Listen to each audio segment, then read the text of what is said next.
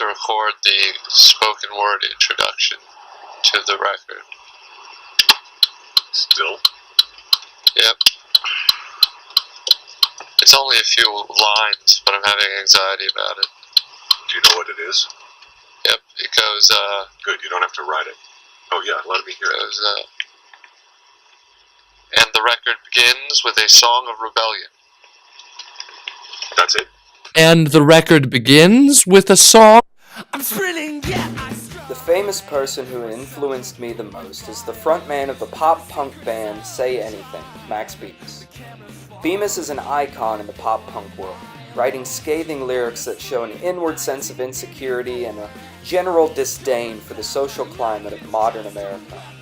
His early work was recorded in the early 2000s in his college dorm room, where he tracked all of the instruments and sang all of the vocals, mixing, mastering, and self-releasing his work. From there, he started to assemble a band.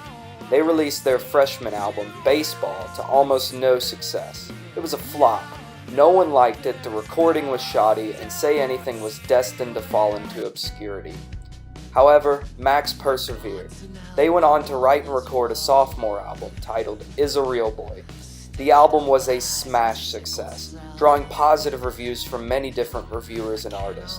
The single Alive with the Glory of Love was popular on MTV, radio stations, and even appears on the soundtracks of more than a few movies. Max is inspiring to me because of other reasons other than his success. He has suffered from bipolar disorder for years.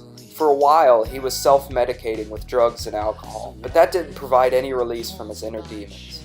Eventually, after a few embarrassingly public meltdowns, Max was checked into rehab and claims to be drug-free ever since. He has also started properly medicating his bipolar disorder.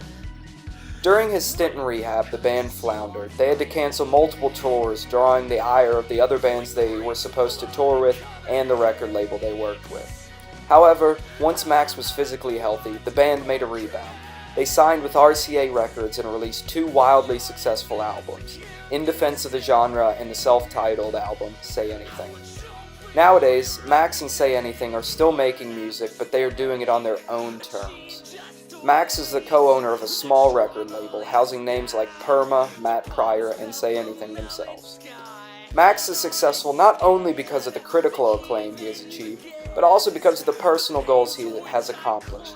He owns a record label, makes music full-time, and is also now chasing his dreams of writing comic books. He is successful because he has reached the point in his life where he can artistically do whatever he pleases. That is inspiring to me because I want to achieve that same status.